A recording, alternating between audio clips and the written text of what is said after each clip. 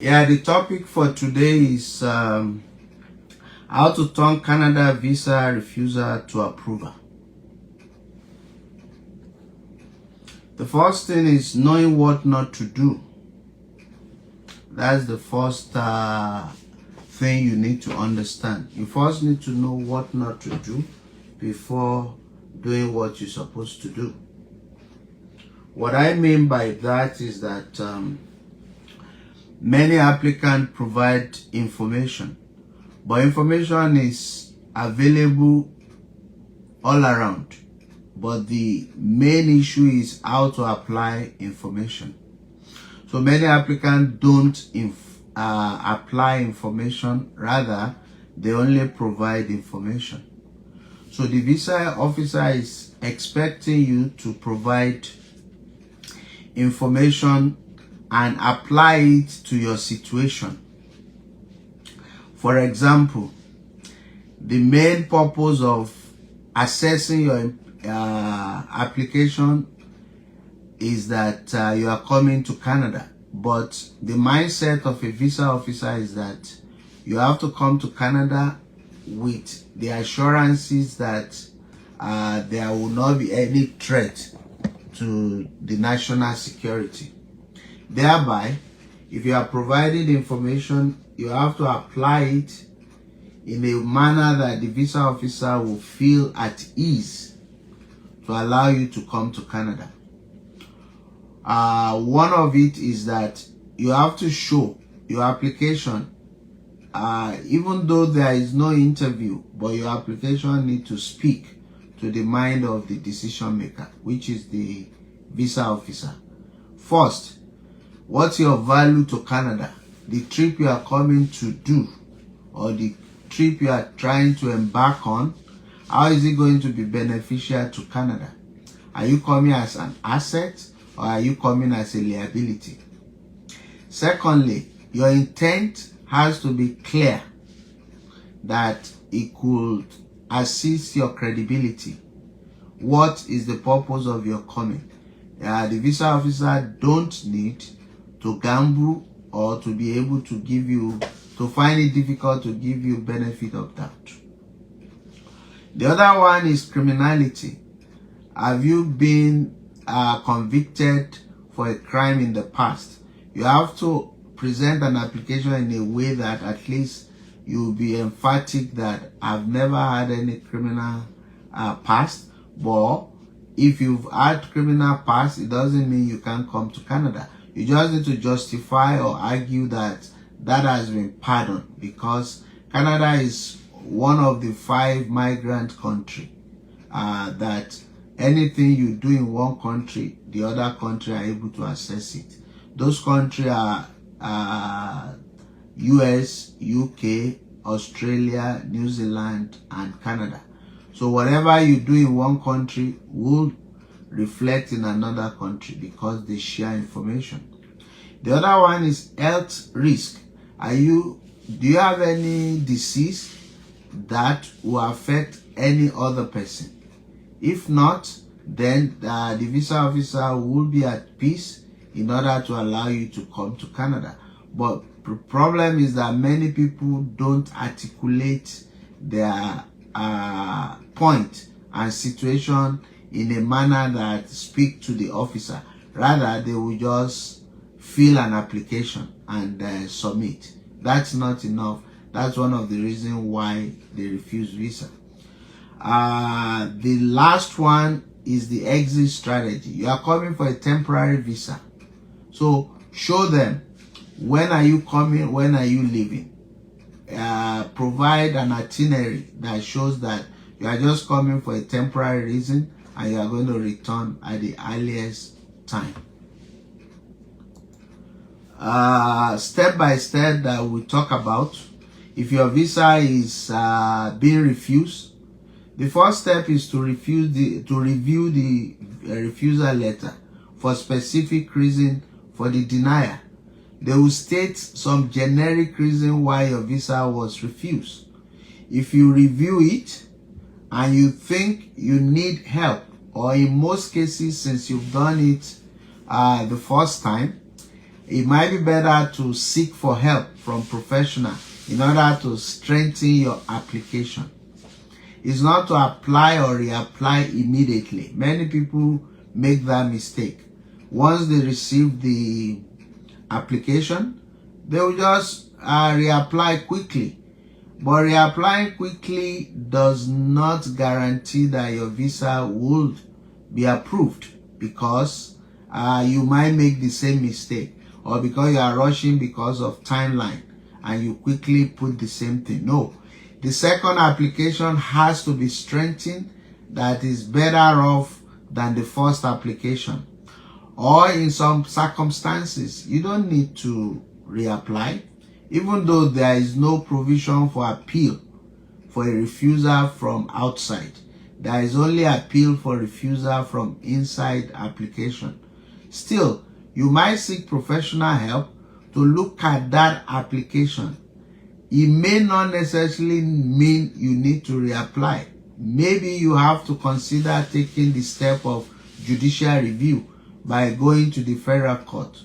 The federal court will help you to review the decision of the officer, and if they find error in law there, they will be able to return it to another officer in the visa post to reconsider it without reapplying, and they can give you the same application that was refused and might be approved. Even though it's expensive, but you have to look at your situation if it's necessary. But if you can't afford it, then you have to go line by line to the refusal reasons. And in most cases, if the officer refuses your application, it may, the generic reason might not be the only reason. There might be some specific reasons that are not stated in the letter. So therefore, because it's a transparent process, because Immigration Canada is based on administrative law, so it's rooted in transparency and procedural fairness. So therefore, you might want to obtain your case management system, which is GCMS note, to understand the exact reason, because GCMS will provide more detail that the refusal letter did not provide. There are cases that we've been able to overturn that it's just mere simple thing that make the officer to refuse. I think he's a businessman, and then most of the document of registration, most of the document of transaction, the photocopy was not so clear, and which was the only main reason why the application was refused. So, but the GCMS note was able to give us that insight, and we were able to provide clear photocopy, and they were able to approve it, the same application at a different time, but with more clearer photocopy of the document submitted. So in most cases, it may not be you need to reapply.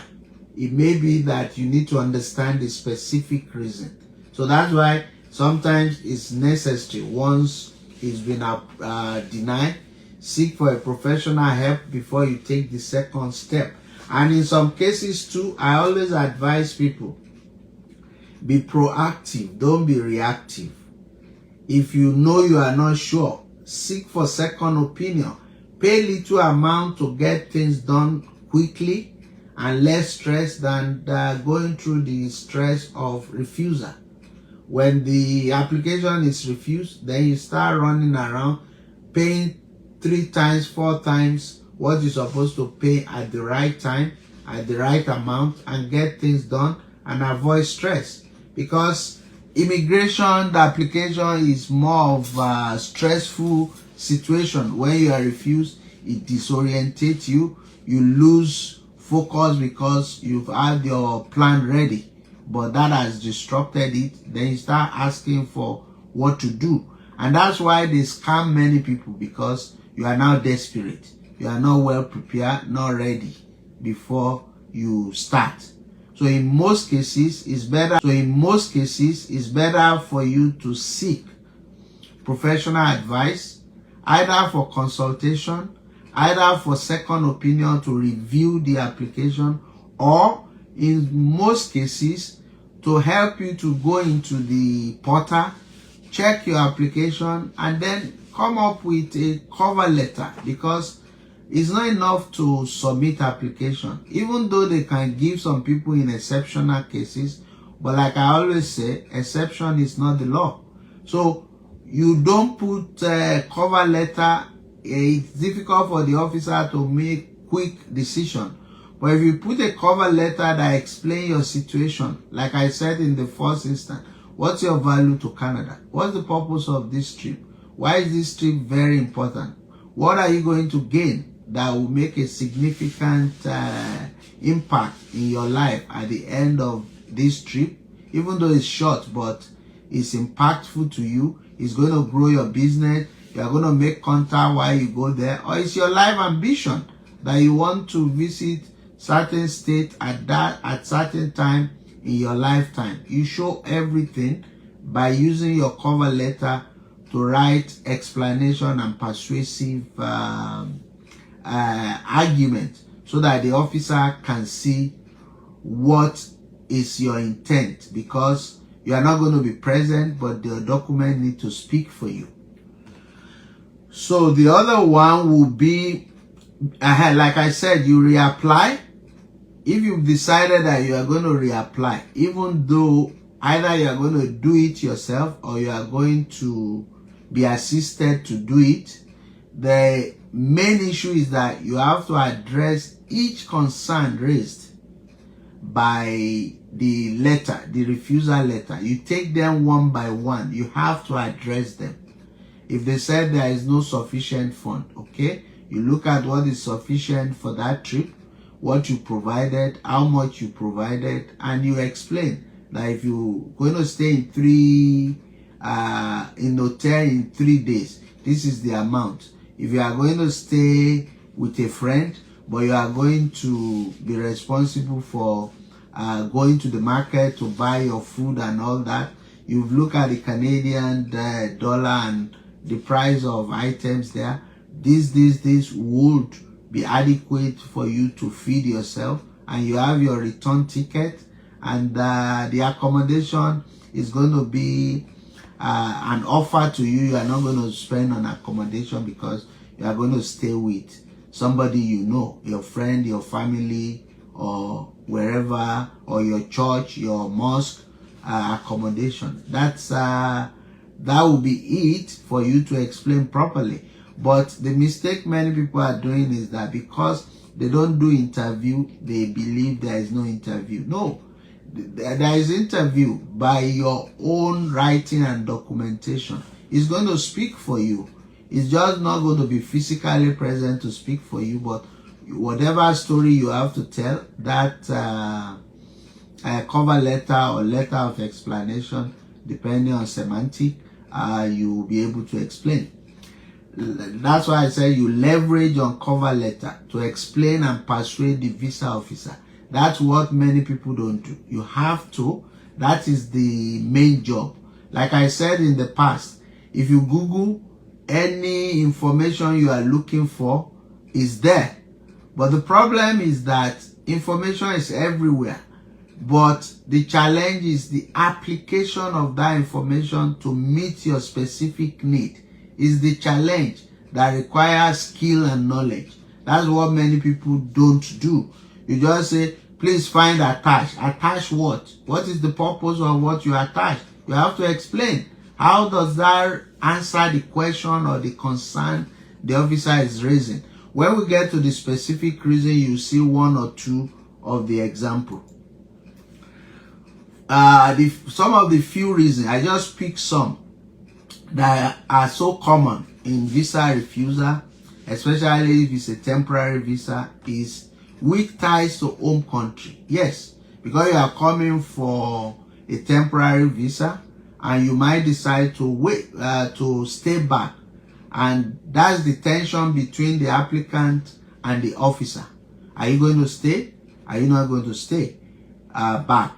But the officer is not an angel. He can't know your mind. But you need to give him or her above and beyond proof that even if you eventually stay, they will know that at least they did their best to assess your application and they gave you benefit of doubt.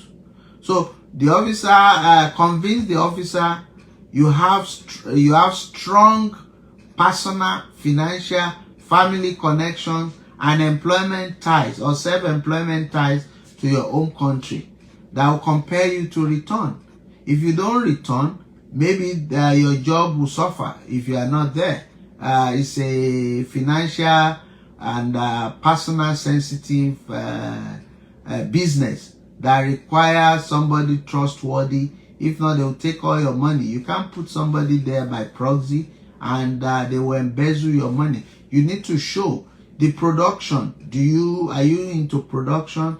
Do you need to supervise for quality control? You need to show the officer that these are compelling reasons. I have family member.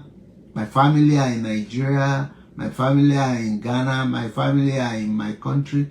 I can't leave them. This is the age of my family. This is the short period I've just got married. I won't be able to leave my marriage and go for a long time.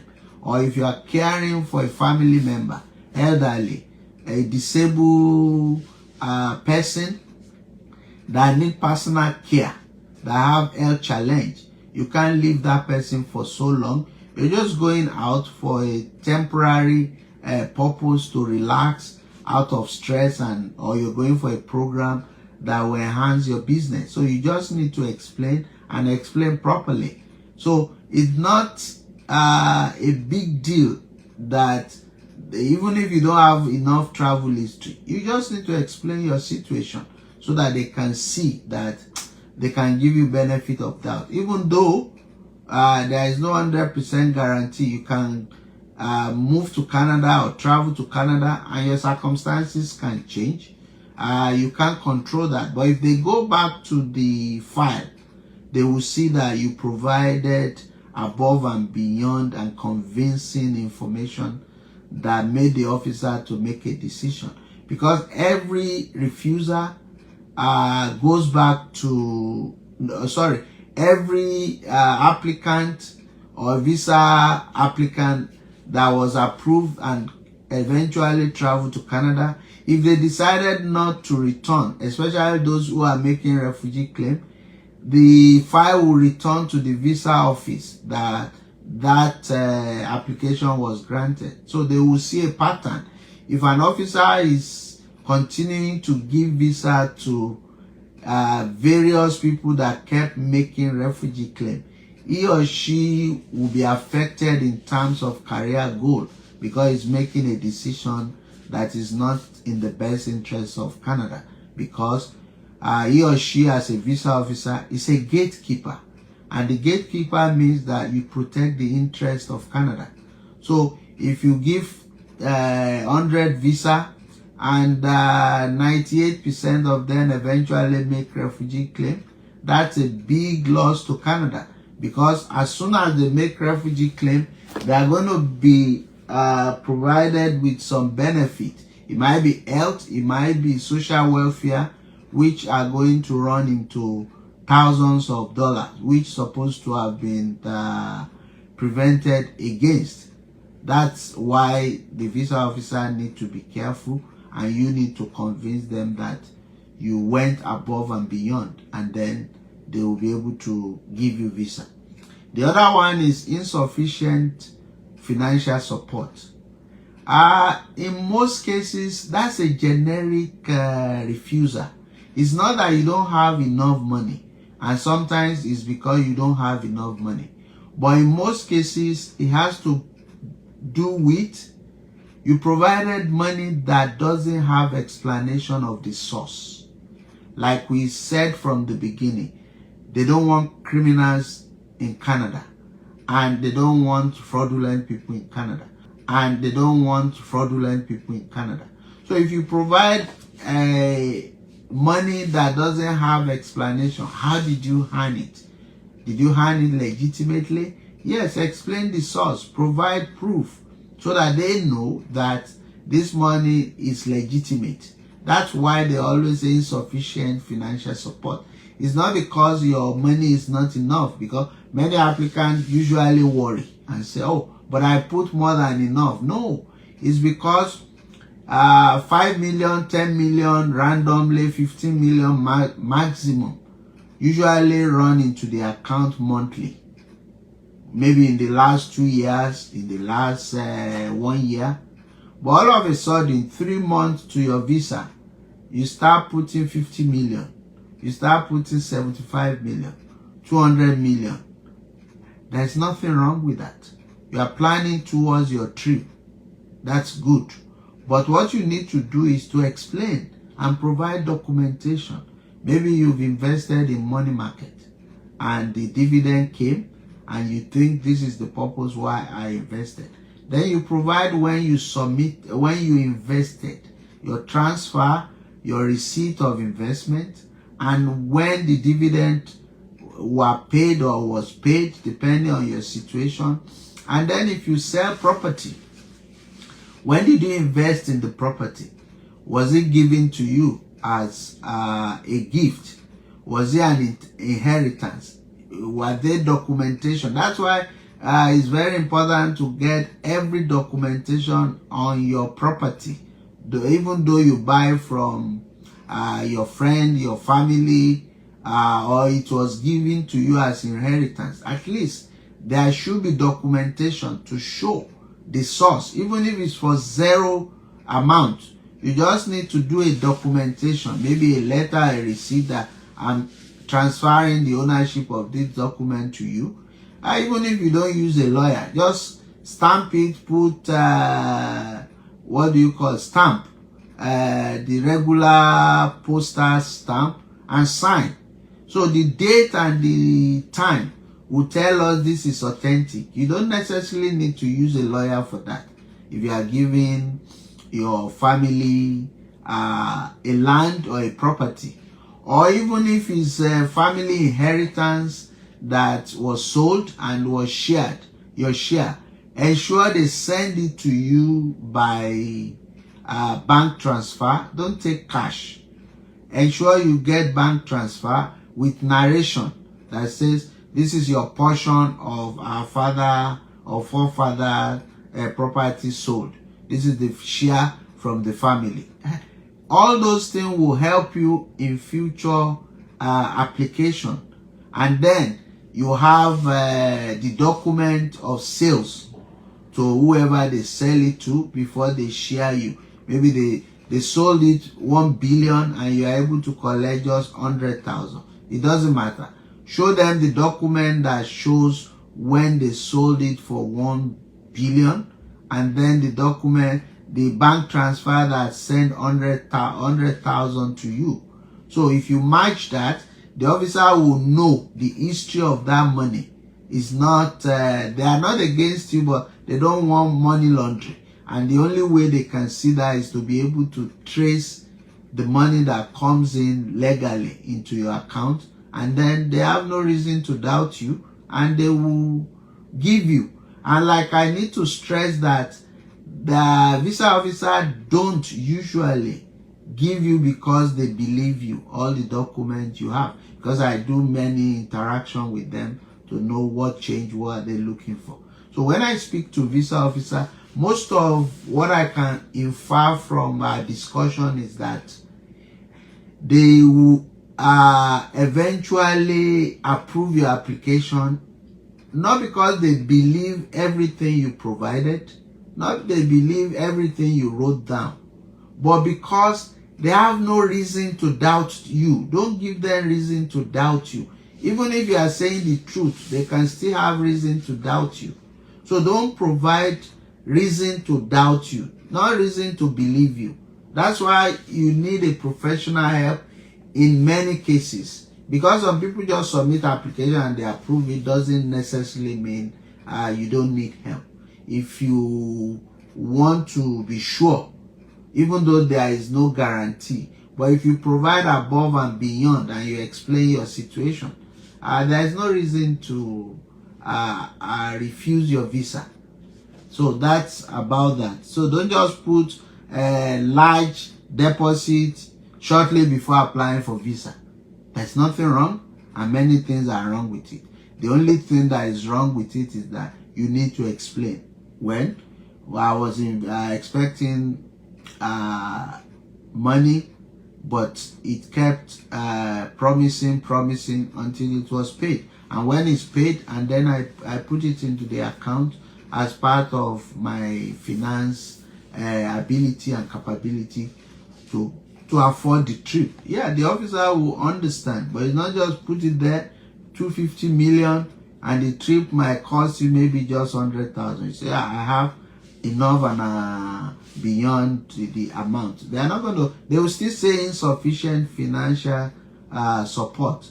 It's not because the money is not adequate, but it's because part of the team is to say the money is not well explained. The source is not verifiable, so it still not count as a supporting the amount. So that's about that. The other one is poor or no travel history. In most cases, even if you have travel history, it doesn't guarantee they are going to give you the visa. You might go, you might come, and still don't come back. I remember I have a session with a visa officer in Nigeria in 2018 when the minister went to Nigeria. Yeah, when we were discussing, she was able to give me some personal experience that you have people who have 5 years UK visa, and they have 2 years multiple entry to US, and they still went to Canada and still go there and make refugee claim.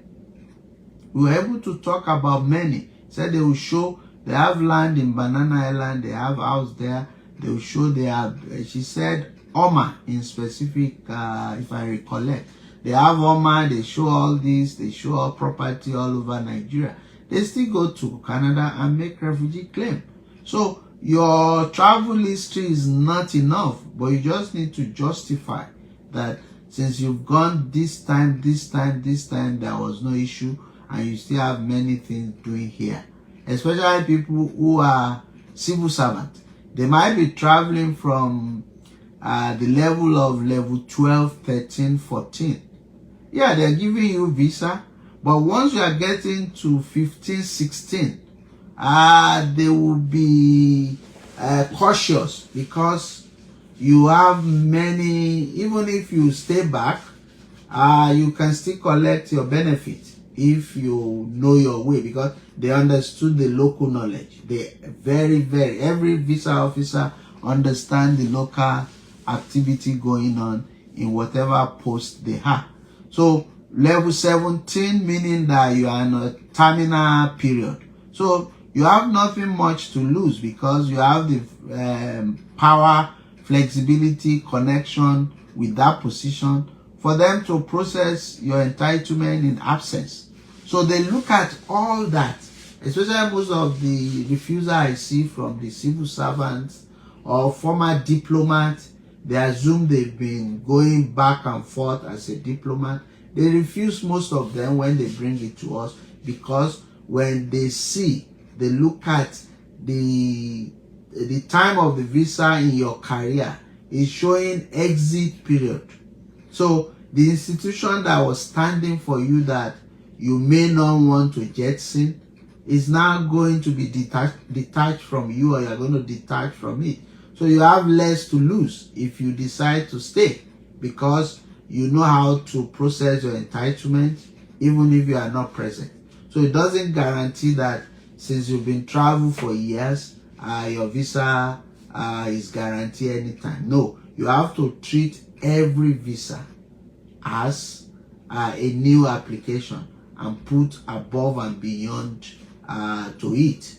So that's about that. And no travel history doesn't mean they won't give you visa, because I've argued with the visa officer many times that okay, if he doesn't have travel history, If you say he's not going to come back because he doesn't have travel history, he has to start one day. He has not gone and returned. So you have to give them some benefit of doubt to start somewhere. There is no law that says you can't start from Canada. When people say, oh, you go to Cotonou, you go to Ghana, you go to Rwanda. Everything that things work differently for everybody.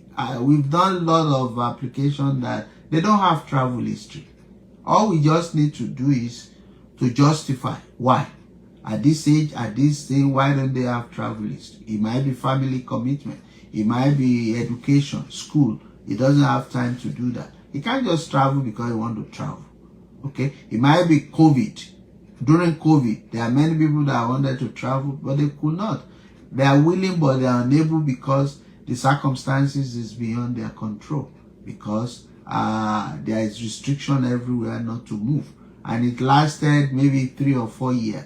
So if you say, I don't have travel history, and the time I wanted or I have the time to travel was during COVID, or it might be your employer that you have contract and you are the point man that bring money every time. So they need your presence to complete projects that are sensitive, that will bring billions of money in, and you need to justify and provide all the supporting evidence. Even you might ask letter from your boss, from your team member.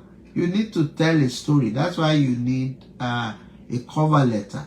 Don't just submit application. Always use cover letter or explanation letter so that the officer can talk to you, understand your story. You need to tell your story in your application. You just don't need to submit application.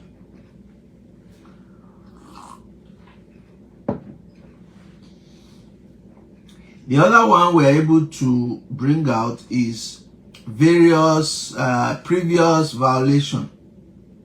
Your previous visa, you've overstayed. Maybe you've been deported from any country, and you have to now justify. Because you've been deported or you've overstayed does not mean if you go this time you are going to overstay or you are going to be deported. You just need to explain your situation. What happened at that time? Probably there are issues that you just need to stay.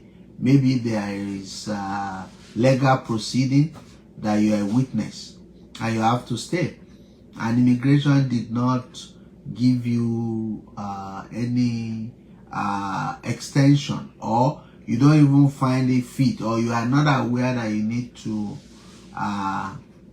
apply for extension. You just thought you are on your way out and you stay over your visa period because you are a witness at an event, or maybe you fell sick or family member fell sick that you supported, or there are significant issues that happen. You just need to explain your situation. Especially during COVID, many people were trapped because they could not return. So you need to explain and show evidences in order for the officer to understand. So I think that's about it, but most of the time is for you to know what not to do. What not to do is, many people provide information. It's not enough to provide information. You need to apply information. And that application of information needs to align with the purpose and the objective of the Immigration and Refugee Protection Act. It's like in Christianity. You cannot, no matter how good you are as a preacher, as a pastor, as a bishop, your message has to be derived from either Old Testament or New Testament. So that's the way Canada immigration works too. You have to be able to speak to the mind of the officer, because the rule of engagement between both of you is the Immigration and Refugee Protection Act.